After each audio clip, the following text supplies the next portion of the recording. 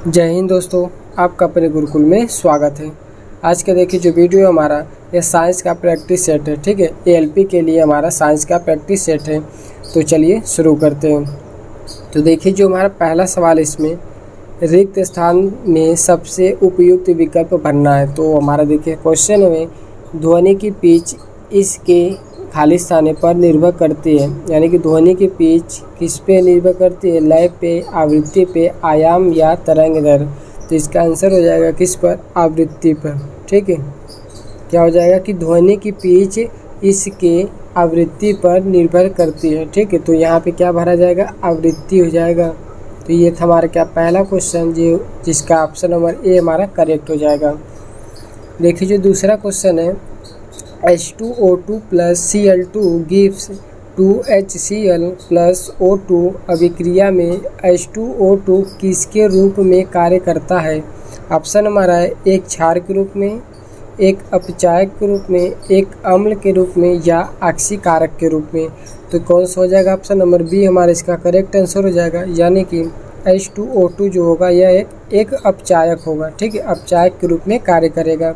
इसमें कुछ important fact देखिए क्या है कि किसी परमाणु, अणु या आयन से इलेक्ट्रॉनों का निकलना अर्थात पृथक होना ऑक्सीकरण कहलाता है। ठीक है, ऑक्सीकरण या उपचयन कहलाता है। किसी परमाणु, अणु या आयन द्वारा इलेक्ट्रॉन ग्रहण करने की प्रक्रिया को अपचयन कहते हैं। ठीक है, ऑक्सीकरण अभिक्रिया क्या होती है? इलेक्ट्रॉन का निकलना यानी कि पृथक होना ऑक्सीकरण कहलाता है, और इलेक्ट्रॉन का ग्रहण करना अपचयन कहलाता है। देखिए अगला जो क्वेश्चन हमारा है, निम्न में से कौन सा एक बॉर्डर लाइन तत्व नहीं है? ठीक है, क्या है? एक बॉर्डर लाइन तत्व नहीं है। पहला है पोलोनियम, सिलिकॉन, बिस्मथ या बोरॉन। तो कौन सा ऑप्शन हो जाएगा? इसका ऑप्शन करेक्ट होगा बिस्मथ। ठीक है, बिस्मथ हमारा बॉर्डर लाइन तत्व नहीं है। पोलोनियम, सिलिकॉन और बोरॉन क्या है? बॉर्डर लाइन तत्व है। देखिए और कौन कौन से? पहला हो गया पोलोनियम, सिलिकॉन, बोरान और जर्मेनियम, आर्सेनिक, एंटीमनी, टेल्यूरियम, स्टाटिन। ये सब क्या है? हमारा बॉर्डर लाइन तत्व है, लेकिन बिस्मथ क्या है? हमारा बॉर्डर लाइन तत्व नहीं है। तो इसका आंसर हो जाएगा ऑप्शन नंबर सी। देखिए अगला जो क्वेश्चन है कि जर्मन सिल्वर की किसी मिश्रित धातु में तांबे से जस्ते का अनुपात 17:7 या 17:7 था, जबकि निकेल से जस्ते का अनुपात 4:3 था। मिश्रित धातु में तांबे से जस्ते से निकेल का क्रमशः अनुपात कितना था? क्या बताना है? तांबे से जस्ते से निकेल का, तांबा, जस्ता और निकेल का हमको अनुपात, तीनों का अनुपात बताना है हमको। तो देखिए पहले दिया था जस्ते का अनुपात, तांबे से जस्ते का अनुपात। देखिए तांबा, जस्ता, निकेल, तो तांबे और जस्ते का अनुपात 7:7, 17:7 है। तो तांबा का 17, जस्ता का 7 हो गया, 17:7। उसके बाद दिया है निकेल से जस्ते का अनुपात 4:3। क्या है? निकेल से जस्ते का अनुपात, तो निकेल का क्या है? 4:3, तो निकेल का 4 और जस्ता का क्या हो जाएगा? 3। ठीक है, तो 4:3 निकेल और जस्ता का हो गया। बताना है कि तांबे से निकेल, जस्ते से और निकेल से क्रमशः अनुपात कितना होगा? तो देखिए 17, 7, ये 3 और 4, तो इसका कितना हो जाएगा? 17 को गुणा 3 में करेंगे तो 17 × 51 हो जाएगा। अनुपाते का निशान लगाएंगे और 7 × 21, फिर अनुपाते 7 × 4 = 28। तो ये हमारा आ जाएगा तांबा, जस्ता और निकेल का अनुपात 17, 21, 28। क्या हो जाएगा? 51, 21, 28 है। ये क्या हो जाएगा? 51, 21, 28, यानी ऑप्शन नंबर डी जो हो जाएगा हमारा इसका करेक्ट आंसर हो जाएगा। देखिए अगला जो क्वेश्चन है कि महासागरों में मौजूद शैवालों की विशाल मात्रा किसका अंतर्हीन स्रोत उत्पन्न कर सकती है? पहला ऑप्शन है नाभिकीय ऊर्जा, मेथेन, महासागरों तापीय ऊर्जा या सागर लहर ऊर्जा। इसका ऑप्शन हो जाएगा ऑप्शन नंबर बी, मेथेन। ठीक है, अगला क्वेश्चन है एक मिश्र धातु किसका एक उदाहरण है? तो मिश्र धातु ठोस अवयव, ठोस विलयन का एक उदाहरण होता है। ठीक है, किसका? ठोस विलयन का एक उदाहरण है। देखिए इसमें क्या दिया है कि 2 या 2 से अधिक पदार्थों के ऐसे समांगी मिश्रण जिसका कोई निश्चित संगठन नहीं होता है विलयन कहलाता है। कोलाइड एक प्रकार का विषमांगी विलयन होता है।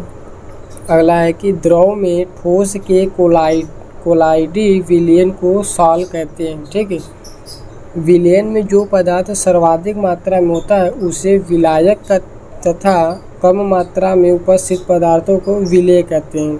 मान लीजिए चीनी है और पानी। ठीक है, तो ये हमारा क्या हो गया, पानी हो गया। इसमें घोलना क्या हमको, चीनी। ये हमारा क्या बनेगा, विलयन बनेगा।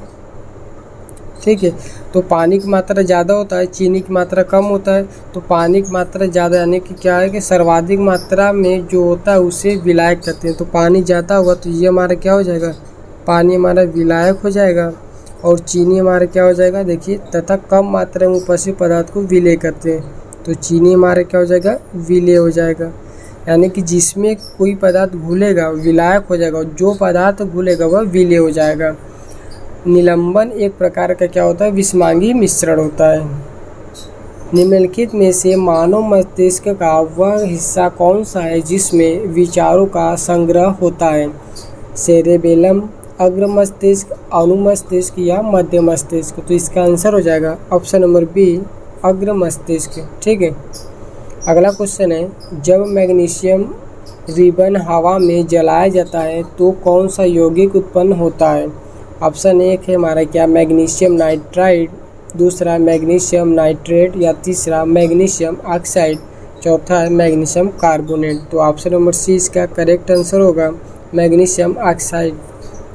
देखिए जब G magnesium plus O2 oxygen की उपस्थिति में जला रहे हैं, ऑक्सीजन के साथ क्रिया करेगी तो गिब्स हो जाएगा हमारा, कितना बने, 2MgO। ठीक है, क्या बनेगा, 2MgO। ये क्या है, मैग्नीशियम ऑक्साइड, MgO। ठीक है, मिल्क ऑफ मैग्नीशिया का देखिए फार्मूला होता है MgOH का ट्वाइस। ठीक है, मिल्क ऑफ मैग्नीशिया का उपयोग पेट की अम्लता को दूर करने में किया जाता है। पेट की अम्लता को दूर करने में मिल्क ऑफ मैग्नीशिया का उपयोग किया जाता है। मैग्नीशियम एक अपचायक होता है। मैग्नीशियम हाइड्रोक्साइड यानी कि MgOH का ट्वाइस को मिल्क ऑफ मैग्नीशिया भी कहते हैं। ठीक है, यानी कि मिल्क ऑफ मैग्नीशिया का फार्मूला MgOH ट्वाइस होता है। अगला क्वेश्चन हमारा, निर्वात में प्रकाश का वेग कितना होता है? 3 × 10⁷ मीटर प्रति सेकेंड, या 2 × 10⁸ मीटर प्रति सेकेंड, या 3 × 10⁸ मीटर प्रति सेकेंड, या लास्ट है 3 × 10⁶ मीटर प्रति सेकेंड। तो निर्वात में प्रकाश की चाल होता है 3 × 10⁸ मीटर प्रति सेकेंड होता है। अगला क्वेश्चन है, यदि घोल से धातु A धातु B को प्रतिस्थापित करती है तो धातु A, option number A, B की तुलना में अधिक प्रतिक्रियाशील है, B की तरह से एक समान ही प्रतिक्रिया है, या B की तुलना में कम प्रतिक्रियाशील है, या B की तुलना में भारी है? तो ऑप्शन नंबर ए इसका सही हो जाएगा कि B की तुलना में अधिक प्रतिक्रियाशील होता है। ठीक है, यदि घोल से धातु A जो है कि धातु B को प्रतिस्थापित करेगी तो धातु A जो होगा वह B की तुलना में अधिक प्रतिक्रियाशील होगा। अगला क्वेश्चन है कि संक्रमण तत्व क्या होते हैं? संक्रमण तत्व क्या होते हैं? देखिए इसका आंसर हो जाएगा हमारा ऑप्शन नंबर डी, वह तत्व जिसके 2 सबसे बाहरी सेल अधूरे होते हैं वह हमारे क्या होते हैं, संक्रमण तत्व कहलाते हैं। देखिए वर्ग 3 से 11 में पाए जाने वाले ए ब्लॉक के तत्व संक्रमण तत्व कहलाते हैं। ठीक है, वर्ग 3 से 11 में पाए जाने वाले ए ब्लॉक के तत्व संक्रमण तत्व कहलाते हैं। अगला जो क्वेश्चन हमारा है, यांत्रिक ऊर्जा, गतिज ऊर्जा और कौन सी ऊर्जा का संयोजन होता है? तो यहाँ पे क्या भरा जाएगा, ऑप्शन नंबर ए, स्थितिज ऊर्जा। यांत्रिक ऊर्जा, गतिज ऊर्जा और स्थितिज ऊर्जा का संयोजन होता है। इम्पॉर्टेंट इसमें क्या क्या है, देखिए किसी वस्तु के गति के कारण उसमें संचित ऊर्जा गतिज ऊर्जा कहलाती है। जैसे बहते हुए पानी में तो इसमें क्या होगा, गतिज ऊर्जा होगा। गतिशील वाहनों में जो वाहन गतिशील होगा उसमें गतिज ऊर्जा होगी। बंदूक से छोड़ी गई गोली में, बहते हुए पवन में, इन सभी में क्या होगा, गतिज ऊर्जा होगा। किसी वस्तु के रूप, स्थिति, स्वरूप, आकार एवं पृथ्वी से ऊंचाई के कारण उसमें संचित ऊर्जा स्थितिज ऊर्जा कहलाती है। और इसका उदाहरण है तने हुए धनुष में, ऊंचाई पर बैठी चिड़िया में, ऊंचाई पर संग्रहित जल में तने हुए गुलेल में और उठाए गए हथौड़े में, इन सभी में क्या होगा, स्थितिज ऊर्जा होगा। ठीक है, देखिए अगला जो सवाल हमारा है, निम्नलिखित में से कौन सा एक धन आयन है, हाइड्रोक्साइड, नाइट्रेट, कार्बोनेट या अमोनियम। तो कौन सा आंसर हो जाएगा, अमोनियम क्या हमारा एक धन आयन है। पुरुष में प्राथमिक यौन अंग कौन सा होता है, तो पुरुष में प्राथमिक यौन अंग होता है वृषण होता है, यानी कि टेस्टिस जो होता है वृषण, जो हमारा प्राथमिक यौन अंग होता है। अगला जो क्वेश्चन है देखिए, गोलाकार दर्पण की प्रतिबिंबित सतह के केंद्र को क्या कहा जाता है, पोल यानी कि ध्रुव, त्रिज्या, वक्रता का केंद्र या फोकस। तो आंसर ये हो जाएगा हमारा करेक्ट, यानी कि ध्रुव कहते हैं। देखिए फोकस दूरी जो होता है, फोकस दूरी बराबर वक्रता त्रिज्या बटे 2, यानी कि फोकस दूरी जो होगा वक्रता त्रिज्या का आधा होता है। और लेंस की क्षमता देखिए d होता है, इसका मात्रक डायोप्टर होता है, और d बराबर 1/, फोकस दूरी होता है वो मीटर में। ठीक है, और इसका मात्रक क्या होता है, लेंस की क्षमता का मात्रक डायोप्टर होता है, उसे d से प्रदर्शित करते हैं। अगला सवाल है, निम्नलिखित में से कौन से वैज्ञानिक ने 2 आवेशित कणों के बीच आकर्षण प्रतिकर्षण के बल को नियंत्रित करने वाला नियम दिया था। इसका आंसर हो जाएगा चार्ल्स कूलाम। जो कूलाम का नियम है वही इसका आंसर। तो कूलाम का नियम क्या है, देखिए 2 आवेशों के बीच आकर्षण या प्रतिकर्षण का बल उनके आवेशों के गुणनफल का अनुक्रमानुपाती होता है, यानी कि F प्रोपोर्शनल Q1 × Q2, समीकरण नंबर 1 हो गया।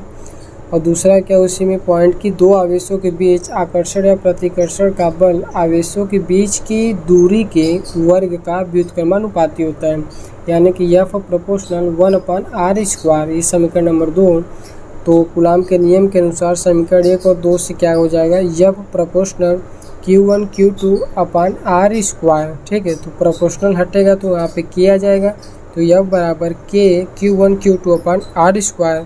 और K का मान होता है 1/4πε0, और इसका मान क्या होता है 9 × 10⁹।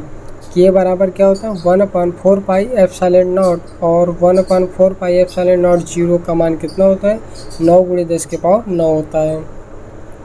देखिए कूलाम का जो नियम है, यह नियम व्युत्क्रम वर्ग नियम कहलाता है, यानी कि ये जो नियम है यह व्युत्क्रम वर्ग नियम कहलाता है। आवेश का ऐसे ही मात्र क्या होता है, कूलाम होता है।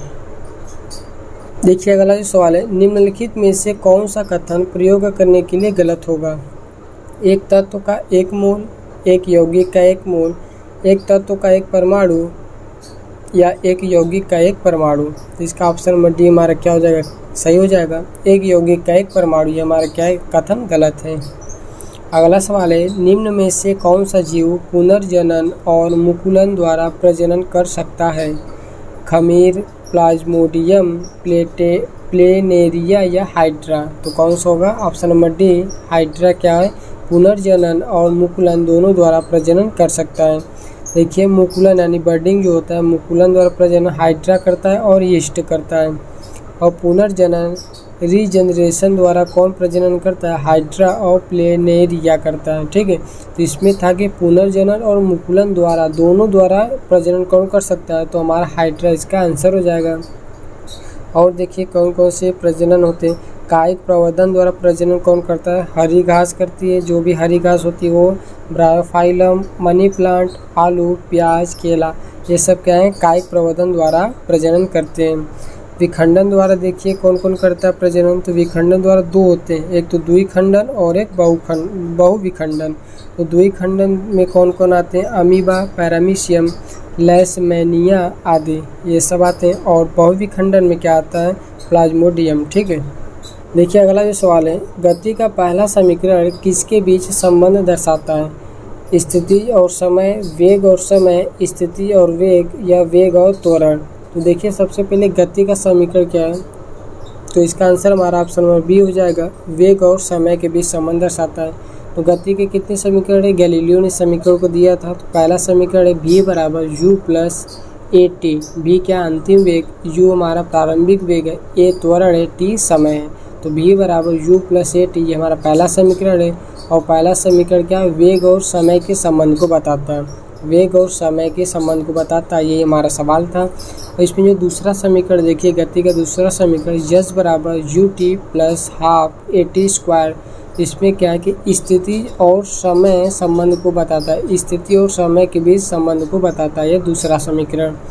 तीसरा समीकरण द्वारा बी स्क्वायर बराबर यू स्क्वायर प्लस 2as, इसके द्वारा वेग और स्थिति के बीच के संबंध को बताते हैं। और लास्ट है चौथा यस एन टी एच, यानी कि यस यनवे समय में तय की गई दूरी के फार्मूला यस एन बराबर यू प्लस ए बाई 2 कोष्टक में 2n-1। ये क्या है कि 90 सेकेंड में तय की गई दूरी को ये बताता है। ठीक है, तो ये था गति के समीकरण। गति का जो समीकरण तीनों था उसमें किसका संबंध किससे है, कौन सा समीकरण किस लिए प्रयोग करते हैं, ये हो गया हमारा। अब देखिए जो हमारा अंतिम जो क्वेश्चन है इस वीडियो का, यौन प्रजनन में माता पिता का योगदान होता है। सभी जीन में अपने जीन का आधा हिस्सा, अपने जीन का 1/4 हिस्सा या अपने जीन का 3/4 हिस्सा। तो अपने जीन का क्या होता है, आधा हिस्सा। देखिए यौन प्रजनन में पुरुष और महिला, देखिए गुणसूत्र कितने होते हैं, गुणसूत्र मानव में कुल 23 जोड़े यानी कि 46 गुणसूत्र पाए जाते हैं। ठीक है, 46 गुणसूत्र टोटल होता है। तो देखिए पुरुष में 22 प्लस एक्स, महिला में 22 प्लस एक्स। देखिए जब ये 22 और 22 क्या हो गए, 44 हो गए। और जो ये 44 गुणसूत्र होते हैं ये हमारे दैहिक कोशिका गुणसूत्र होते हैं। बाकी जो बचा यक्स या यक्स वाई, ये हमारे क्या होता है, जीन निर्धारक गुणसूत्र होते हैं। यानी कि ये क्या करते हैं, जीन को निर्धारण करते हैं, यानी कि लड़का होगा या लड़की, इसके लिए ये 2 गुणसूत्र होते हैं, जीन निर्धारक गुणसूत्र होते हैं। और बाकी 22 और 22 44 का होता है दैहिक कोशिका गुणसूत्र, यानी कि 44 और ये 2 हो गए 46 गुणसूत्र टोटल पाए जाते हैं। तो देखिए यदि पुरुष में यक्स होगा और महिला में भी यक्स होगा तो क्या हो जाएगा, लड़की का जन्म होगा। और पुरुष में यक्स और महिला में वाई तो क्या होगा, लड़का होगा। तो ये था हमारे क्या अंतिम था ये हमारा क्वेश्चन इस वीडियो का। तो आई होप कि आप लोगों के प्रैक्टिस सेट अच्छा लगा हो। जब वीडियो पसंद आया होगा, यदि वीडियो अच्छा लगे तो कृपया लाइक करें, चैनल को सब्सक्राइब करें। और जितने भी स्टूडेंट ALP का पेपर देने वाले हैं कृपया आप लोग उनको यह वीडियो शेयर करें। Thank you.